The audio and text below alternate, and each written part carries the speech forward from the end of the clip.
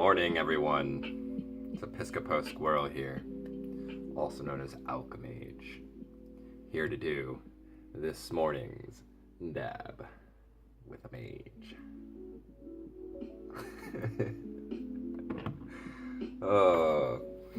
I'm in a very strange mood today. I've got school starting this evening. Got a very strange schedule this term. I go to school from 6 to 9 on Mondays, 6 p.m. to 9 p.m. on Mondays, 9 a.m. to 3:30 p.m. on Tuesdays, and 6 p.m. to 10 p.m. on Wednesdays, and then Thursdays from 1 p.m. to 3:30. So it's a very interesting schedule, and I'm excited to see how it works out. It gives me a lot more time for my weekends. I get finished school Thursday at 3:30, and then I don't have to school again until Monday at 6 p.m. So good amount of time to rest, relax, focus on myself, do any homework that's necessary, and study. And yeah, so this morning we're going to talk about karma. Let's do it. Let's get our minds right. Cheers.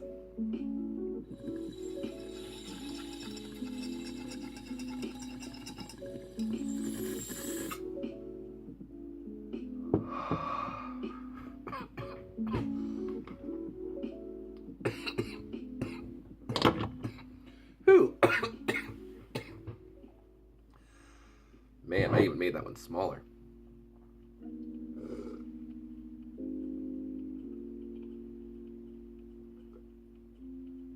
I put way too much carrot in my smoothie this morning. Just chunks of carrot everywhere. So, karma. Where to begin? Well, karma is largely known as the idea of the accumulation of actions, the accumulation of good actions and bad actions.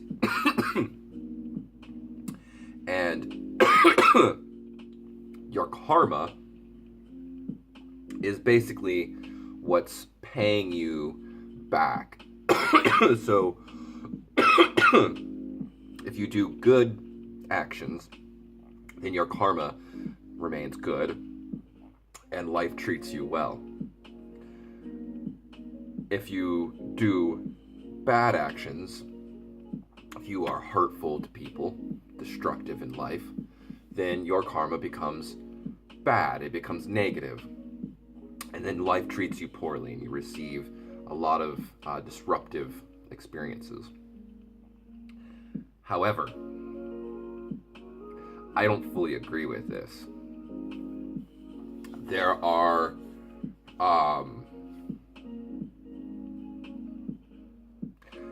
sects.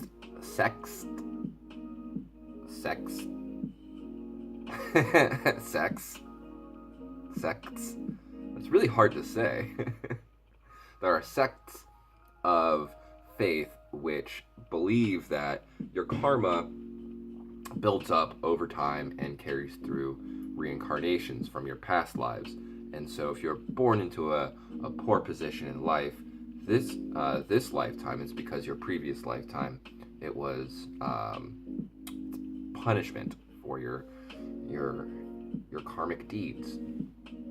But I don't agree with this.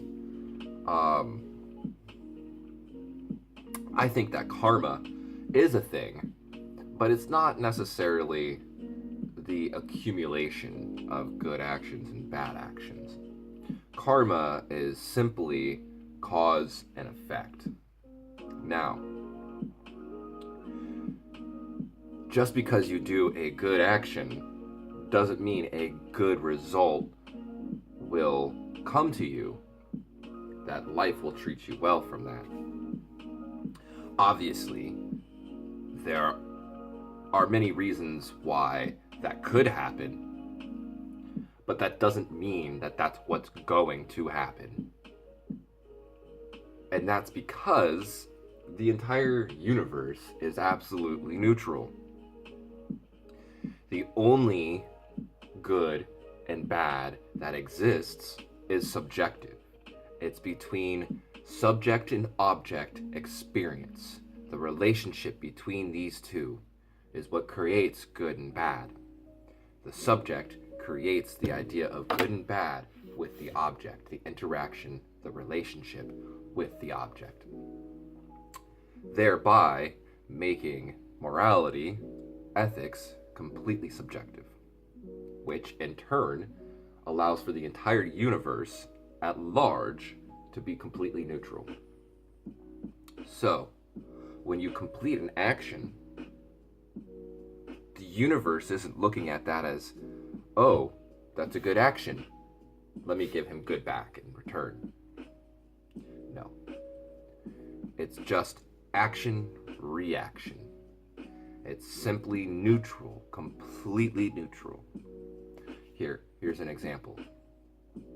Someone who is stark raving mad and has no perception of the reality which you are experiencing and is within the thralls of psychosis. If you do good deeds to them, they're not automatically going to be doing good deeds back to you. They're not able to comprehend those good deeds. Perhaps they may even see those good deeds as negative deeds and instantly attack you because of it. If you were under the premise that good equates to good and bad equates to bad,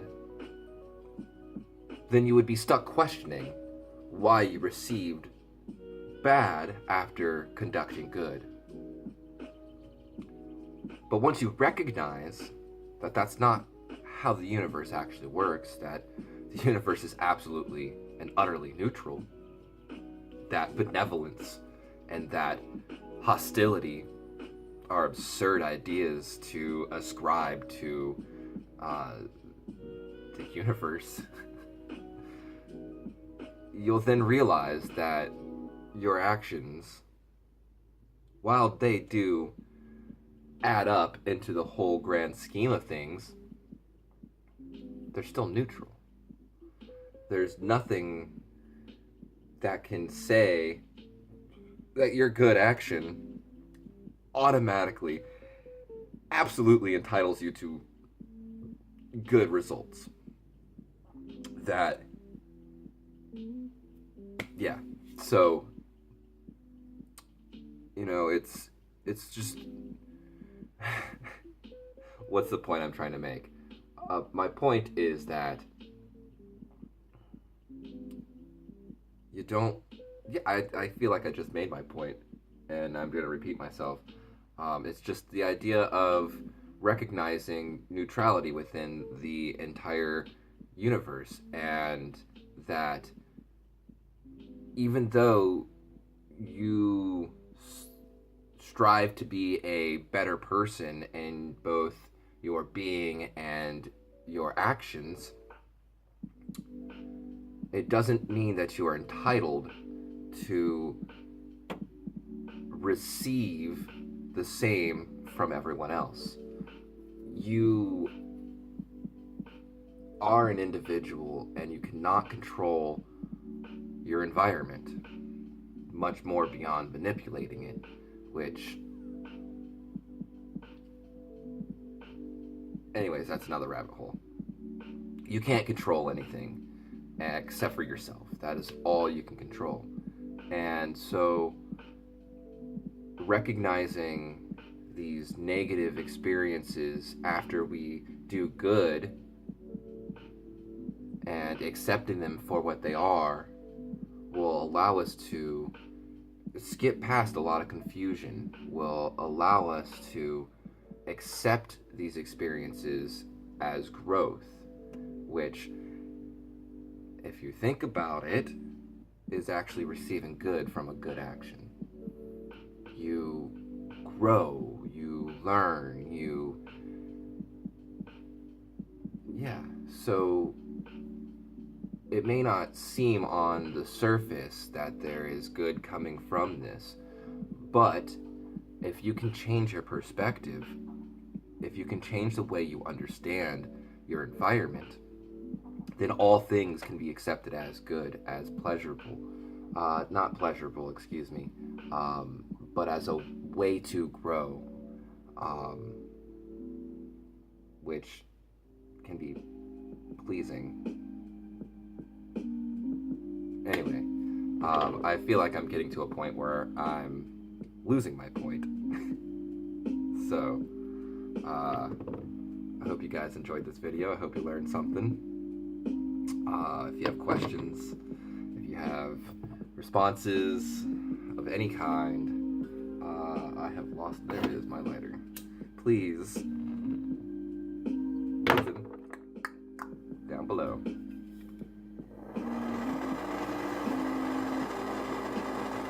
I am going to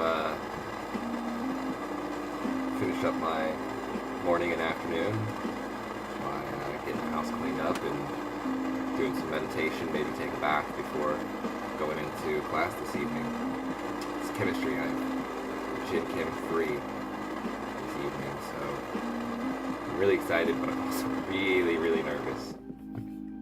But I can do it. Cheers. Have a beautiful day.